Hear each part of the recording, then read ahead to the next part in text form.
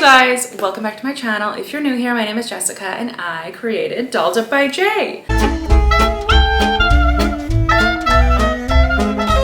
So in today's video, we are going to be discussing hair extensions. This is kind of like a 1 year plus update since I started getting hair extensions, and I wanted to do an update video on this for any of you who might be interested in getting extensions, who have extensions and maybe want to switch to a different type. And I'm just going to be going over some main points, things that I've learned, things that I wish I knew before getting hair extensions as well, because I honestly did cause my hair a lot of damage in the beginning. So hopefully if you're watching this video, I can help you in some way. So if you're here for it, give the video a thumbs up. First, I'll get into a little background about my extensions. So I've been getting extensions since February of 2021. So it's been just over a year now. And I originally started getting regular tape-ins. I got tape-ins initially because I was like, that's great. You can reuse the hair. You just get them taken off every 2 months and put back on.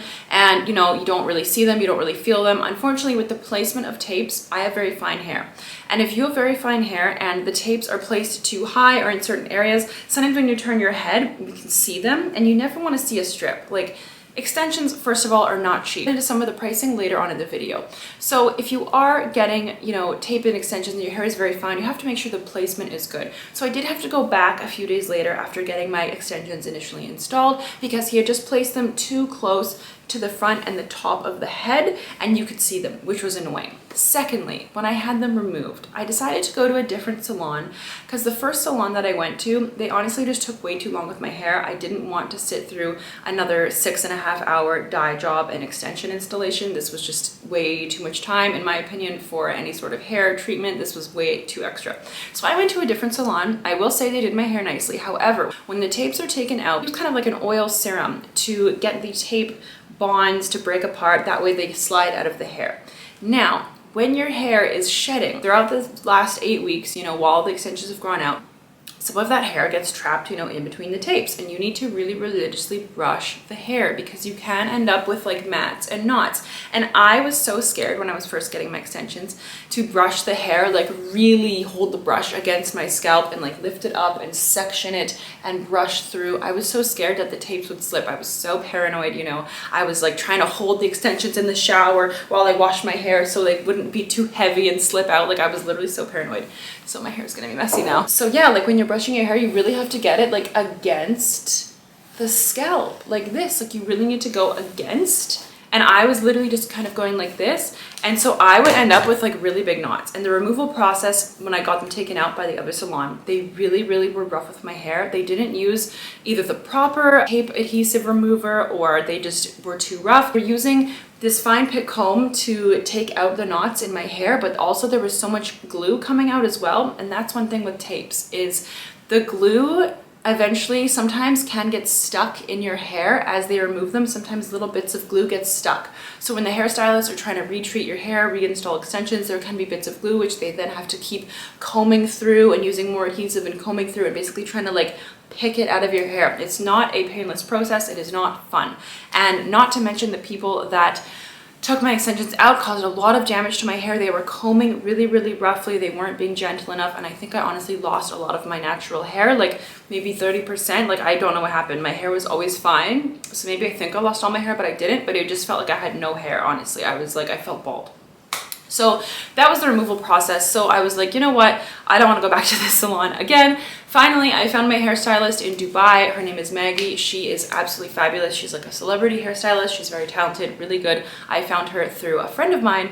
And honestly, I've been going to her for almost a year now, like almost a year. It was my third stylist, third time's a charm, and I haven't switched anyone since. So basically, I went to her. It was time to get new extensions. I had the first set for about maybe 5 months, but one thing I also didn't know about extensions that I wish I knew, the guy who sold me the extensions, he didn't really tell me the importance of hair treatments and masks and how much you really need to care for this hair because it's not alive anymore. It's attached to tapes. It's not attached to your scalp. It's not really receiving natural oils. It's not growing. So I was kind of abusing them. I went traveling all summer. I didn't take any hair masks. I was buying like drugstore hair serums here and there, leaving them in hotels, buying new ones because there was like limited things. I was in Mykonos and then Lake Como. Like there's not a lot of fancy, hairstylist approved hair brands around those areas, right? I just wasn't caring for these extensions. I'll put a couple photos to show you just how horrible they looked. Like they literally, I can't even believe I walked around like this. They were literally like straw. It was crazy how dry they were. So after 5 or 6 months, I went to my new hairstylist and I was like, yep, it's time to get new hair extensions. So I got new tapes from her, but she had these new ones that were really interesting. I did a hybrid set. So she gave me a set of extensions that were 3 double weft pieces. So it's like a weft of hair that is sewn at the top and it's double woven. It's a big piece like this. I can't show you on my head because I don't have them right now. I'll put a photo. And so I had 3 pieces of those. I had one here, and then one in the back. And then I did baby tapes to supplement the areas because, you know, some parts where your hair is more fine, you can't have a massive weft near the front. You want to have some little pieces kind of just complementing and, you know, filling in the body as needed. So the other ones were kind of placed a little lower in the hair, right? Just to give that body. We installed the wefts with beads, which was awesome because there was no glue. So it was much quicker and easier. But I did have a lot of tapes in my hair. And for reference as well, I don't know how many I had the first time, but the second extensions I got, I had 125 grams of hair. I had 20-inch extensions, my last set, and they were really beautiful. They were so soft, they were so smooth. I chose to switch to this weft method because it was less glue, and the baby tapes because the removal process with the baby tapes was much less painful. Maybe she was also gentler and using better products to remove the tapes as well. Could be, you know, she's more professional than the people I went to before.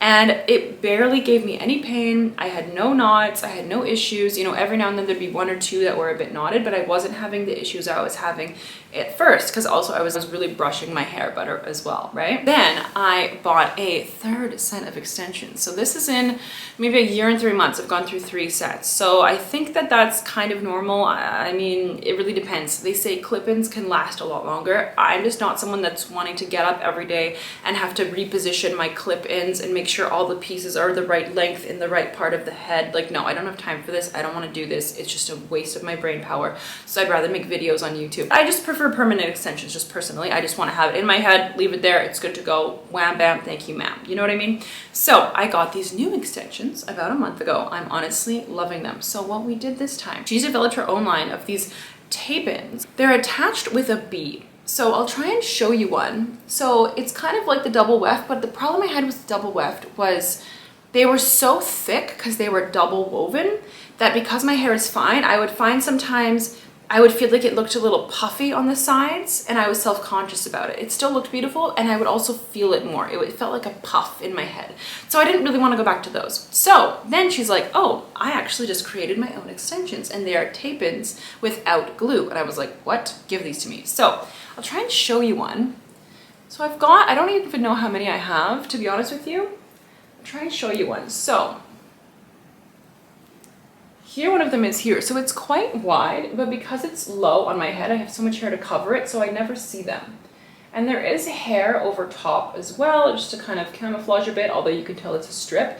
And then they are attached, I'm trying to show you here. They are attached, I think it's with 3 or 4 beads. So what she does is she grabs a piece of hair like this with a little pick and drags it through this hole, and then she fastens it with a bead like this, and then that's it. There's no glue whatsoever. So I've got a head full of these, and then also because they are so wide and I have fine hair, again, she was like, why don't you try the keratin tips, the fuse extensions? And I was like, I was like, well, you know, they're a bit expensive. They only apparently last 4 months or so. And with the other extensions, you know, tape-in methods, they last up to 6 months plus, you know, like you can kind of like really push it if you keep cutting them, but I didn't want to keep cutting my extensions. So she gave me keratin tips as well, which I've noticed in a few videos showing, but whatever. So these are what the tips look like. So they're literally just like this, and she just applies a little bit of heat with like a straightener, pops them on, and they're supposed to last up to 4, even 5 months. And she's going away for 5 months, so I hope they last 5 months because I don't want to have to try another hairstylist. So yeah, that is my update on the extensions. So I have now 150 grams of hair in my head. I have 50 keratin tips, and then the rest is just these kind of tapes without the tape. I don't know the official name for them, but that's what I have, 150 grams of hair in my head, and 50, including 50 keratin tips. I didn't want to do a full head of keratin tips because they're new to me, and I kind of also just like how quick and how much hair these tapes kind of have. Like, it's just like a big piece. So I have like several of these big pieces and then just a bunch of tips, because really when you're going for longer hair extensions, you need to up the grams. Now, there are some things where people are like, I want 300 grams of hair. No, this is crazy. This is too much. This is so much hair. Unless you have really, really thick hair to begin with, but then you don't really need extensions, maybe for the length. But because I have fine hair, I don't want to overload my natural hair by having things attached to it and weighing it down. You know what I mean? So she said 150 grams for me is probably the most we should go. And I'm really happy with the result. I find that the extra 25 grams really made a difference. And also I really like this quality of hair that she brought in. It's really good, really nice. And honestly, I really love it. It's just thick, it's beautiful. And I did, by the way, 22 inches this time. The last extensions were 20s.